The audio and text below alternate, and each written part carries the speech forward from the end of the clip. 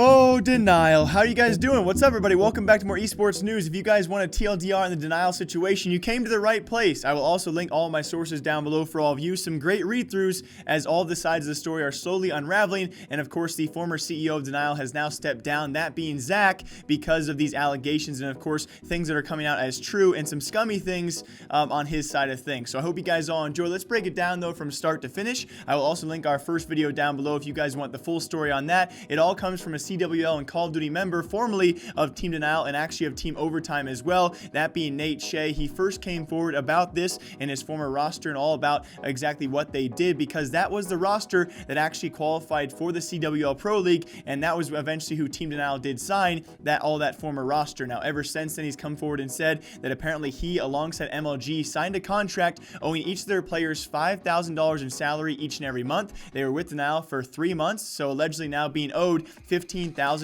per player. Along with that, he then claims as well the team was cut very last second. The only remaining member of that former team, being a member known as Zeke, is now on the new Denial roster, and he's actually a substitute player. Now, very lastly in this, and we'll touch on this most importantly very last in the video, it's actually Nate saying that Team Overtime was never paid for the CWL spot that Denial did take from them. If you guys do follow Call of Duty and CWL, we actually saw a couple of teams, that being Red Reserve alongside Accelerate. They sold their team spots in the CWL League to FaZe Clan as well as Elevate. They bought those spots from those former organizations, and apparently Team Overtime has yet to receive any of those funds. Now, most recently though, it's actually Zach, the former CEO. He might need to change his Twitter handle because he has now stepped down from the CEO of Team Denial because of these allegations and has come forward about what his side of the story is, and it certainly is something. But I'll give you a really quick TLDR because he posted a long twit longer. So did Nate. Everyone here really posting long twit longers, but a quick TLDR for all of you guys who don't want to read through all of it. Pretty much there's a contract stipulation that they put in place,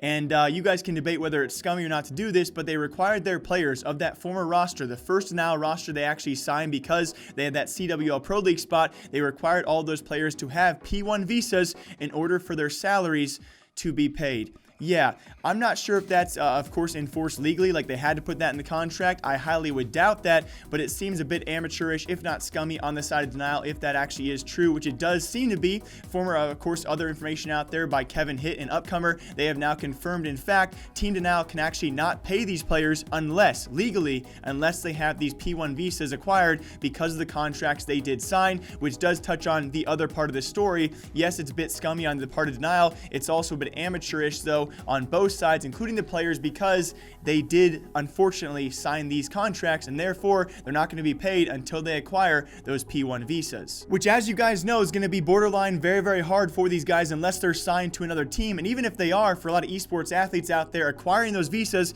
can be a very long, lengthy, and sometimes unforgiving process. So it's going to be a while before these guys are actually paid. I will give Zach one thing. If there is one grace in this story, apparently according to his twitlonger as well, he has set aside some sort of escrow or payment or funds for these players. Once they acquire their visas, they will be paid. So I'll give him that in this story. But the fact that this predatory-like contract was actually put in place, you required your players to have P1 visas in order to pay them their salaries, to me, it seems a lot scummy. But very lastly, like I said before as well, the most important part of this was actually the fact that Nate and his former organization, that being Team Overtime, have both claimed they were not given any payment for that spot that roster did qualify for, and Team Denial signed that roster to acquire that spot. And even so, Zach said nothing about this in his twitlonger, so he must be maybe restricted by, legal stipulations. Maybe they're undergoing some sort of process, and of course not wanting to bring it up unless they have to, like of course his entire thing is being brought up because it had to be, and finally they're responding to it, and he has now stepped down, of course, in response to that. And Team Overtime themselves have now come forward with their own twitlonger saying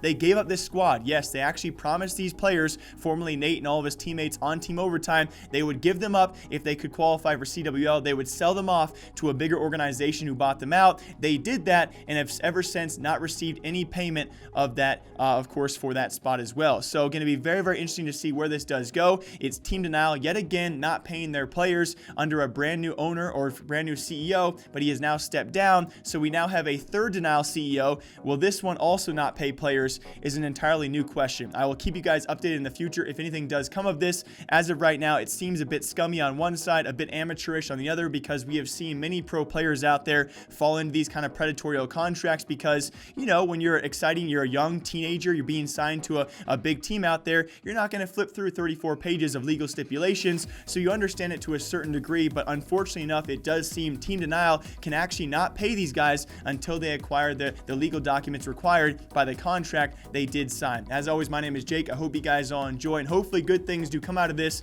and other pro players who watch this will learn in the future to read those contracts. I'll see you guys next time. Take care.